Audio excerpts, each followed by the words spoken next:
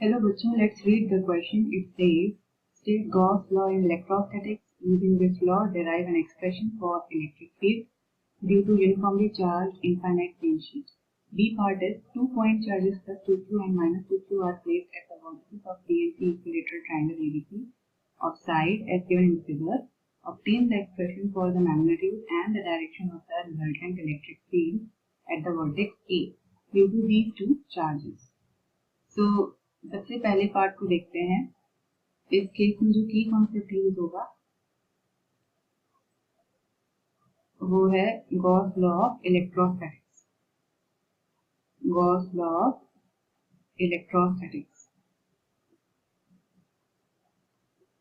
तो इसके अकॉर्डिंग कोई भी पर्टिकुलर एरिया है, कोई भी पर्टिकुलर एनक्लोज शीट है जो कि एक एरिया कवर कर रही है और एनक्लोज कर रही है एक वॉल्यूम बी को, और इसमें कोई ना कोई पॉइंट है, पॉइंट ऑफ सोर्स है या पॉइंट ऑफ सिंक है जहाँ पे इलेक्ट्रिक फील्ड लाइंस ओरिजिनेट हो रही हैं या एंड हो रही हैं।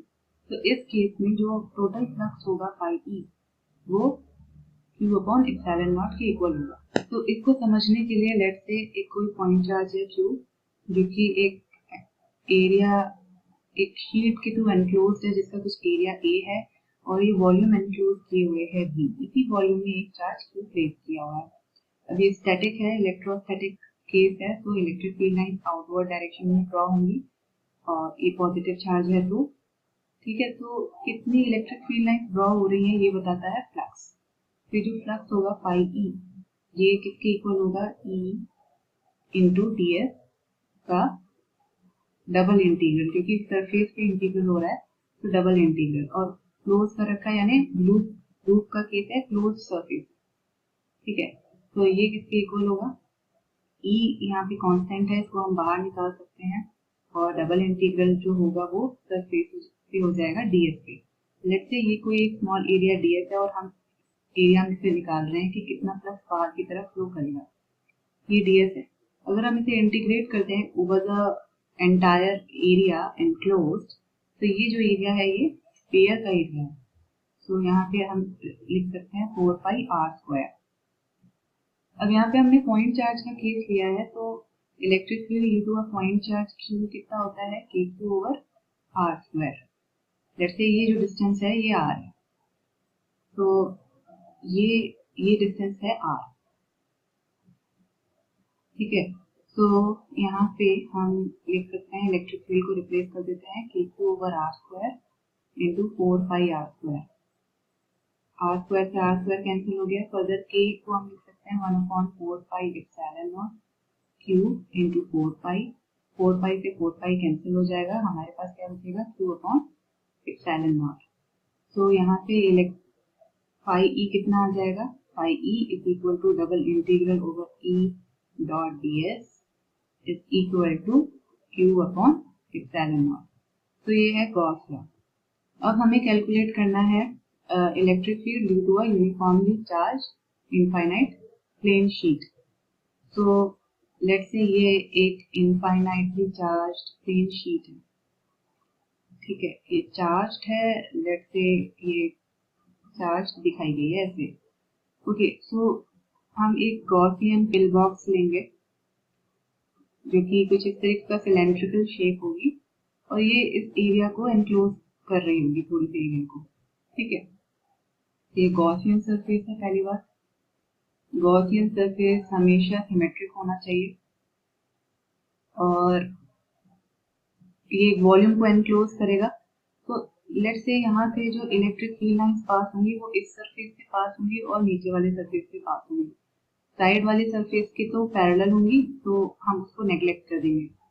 तो अगेन गॉस लॉ अप्लाई करते हैं, phi E is equal to in whole loop integral over E dot ds। तो E कितना होगा, यहाँ पे इलेक्ट्रिक फील्ड हमें निकालना है E, और ds है surface area of this pill box, कितना कवर हो रहा है, 2 इंटू a। देखिए इलेक्ट्रिक फील्ड हमें इसमें से इस गॉसियन सरफेस से कितना पास हो रहा है उससे निकालना है। तो इसका एरिया कंसीडर किया जाएगा, ना कि पूरी शीट का, क्योंकि पूरी शीट तो इनफाइनाइट है।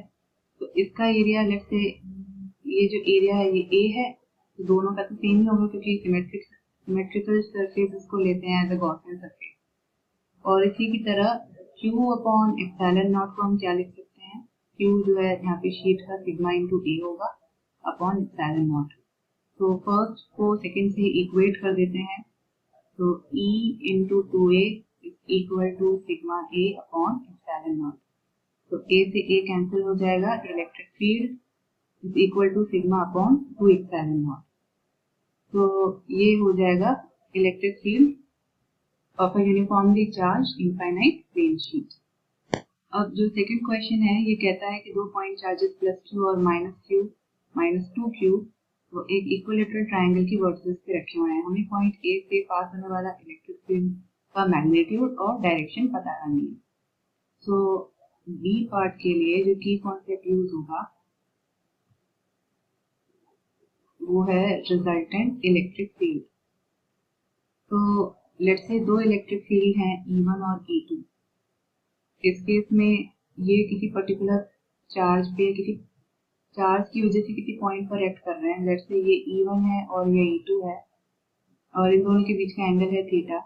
तो जो रिजल्टेंट इलेक्ट्रिक फील्ड होगा वो कितना होगा, E1 square plus E2 square plus 2E1 E2 cos theta का रूट। ये रिजल्टेंट का केस होगा।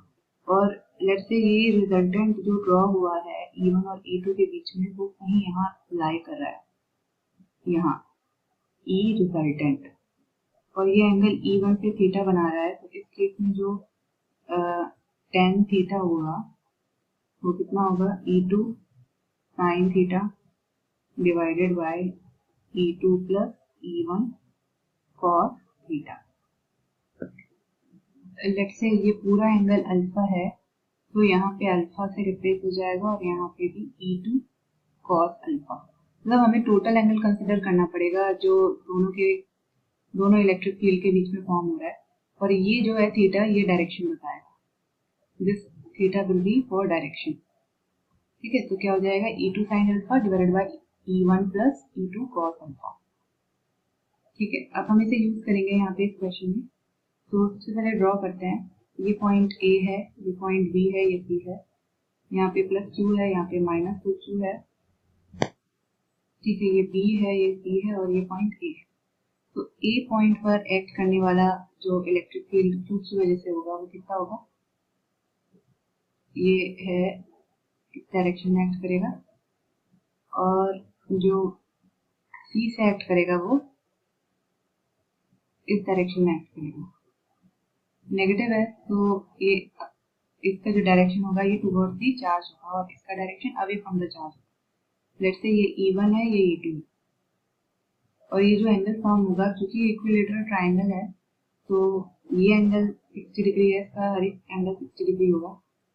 This angle is 60 degree. तो अगर हम यहाँ से परपेंडिकुलर ड्रॉ करें तो ये एंगल भी 60 डिग्री होगा और ये पर्टिकुलर एंगल भी 60 डिग्री होगा। तो ये टोटल एंगल कितना हो जाएगा, 120 डिग्री। लेट्स से ये है थीटा। सो ये इसमें रिजल्टेंट निकालते हैं, E resultant is equal to E1 square plus E2 square plus 2E1 E2 cos theta का रूट। अब यहाँ पे E resultant is equal to E1 से पहले कैलकुलेट करते हैं, E1 is equal to KQ over ये जो डिस्टेंस है ये क्वेश्चन में हमें कितना दिया हुआ है, A, तो KQ ओवर A स्क्वायर। ऐसे ही E2 is equal to minus 2KQ over A square. So E resultant is equal to, अब यहाँ पे जो है इलेक्ट्रिक फील्ड है, जब हम इस मैग्नीट्यूड निकालेंगे तो इसमें जो रखेंगे वो E रिजल्टेंट के केस में मैग्नीट्यूड रखा जाएगा, E1 magnitude square plus E2 magnitude square plus 2 times of magnitude of E1 magnitude of E2 cos theta का होल पावर 1/2। तो ये केस रखा जाएगा यहाँ पे। तो E resultant is equal to k square q square over a, और let's say हम इसे सिंप्लीफाइड फॉर्म में रखते हैं। लेट्स से ये जो है ये E1 है और इसे हम ले लेते हैं 2 twice of E1, so E1 square plus 4E1 square plus 4E1 square cos 120 degree whole power 1/2। तो यहाँ आ जाएगा 5E1 square plus 4E1 square minus 1/2। cos 120 degree की वैल्यू क्या होती है? -1/2, तो ये कैंसिल हो जाएगा, तो ये आ जाएगा 3E1 square whole power 1/2। so E resultant is equal to, ये मैग्नीट्यूड आएगा, okay, E resultant is equal to √3E1, और हम कह सकते हैं √3k q over a square. तो ये आएगा रिजल्टेंट। इसकी डायरेक्शन हम निकाल सकते हैं। डायरेक्शन के लिए हम दोबारा से ड्रॉ करते हैं। लेट्स से ये पॉइंट ए है, इस डायरेक्शन में E1 एक्ट कर रहा है और इस डायरेक्शन में ट्वाइस ऑफ E1 एक्ट कर रहा है। ये टोटल एंगल थीटा है, लेट्स से, ठीक है। तो हमने यहाँ पे थीटा लिया था, ठीक है। अब यहाँ लेट्स से यहाँ कहीं रिजल्टेंट E रिजल्टेंट आएगा और E रिजल्टेंट का 2E1 से जो एंगल है अल्फा है, जो tan अल्फा होगा ये डायरेक्शन बताएगा। tan alpha is equal to E1 sin 120 degree divided by E2 plus E1 cos 120 degree. तो ये हो जाएगा E1 sin 120 degree is √3/2 and E2 is 2E1 plus E1 minus 1/2। तो इसको सॉल्व कर सकते हैं हम। E1 √3/2 डिवाइडेड बाय 2 2 जा 4 minus 1 is 3E1/2। फिर 2 से 2 कैंसिल हो गया, E1 से E1 कैंसिल हो गया, तो tan alpha is equal to √3/3। इस रैशनलाइज कर लेंगे, दोनों तरफ ऊपर नीचे √3 से मल्टीप्लाई कर लेंगे तो हमें मिलेगा 1/√3। तो alpha is equal to tan inverse 1/√3 is equal to 30 degree. तो ये हो जाएगा angle direction of resultant electric field. जो इलेक्ट्रिक फील्ड की डायरेक्शन है E2 वेक्टर से, direction of resultant electric field from E2 vector से इलेक्ट्रिक फील्ड से ये डायरेक्शन है। So this is the answer. I hope you understood it well. Best of luck.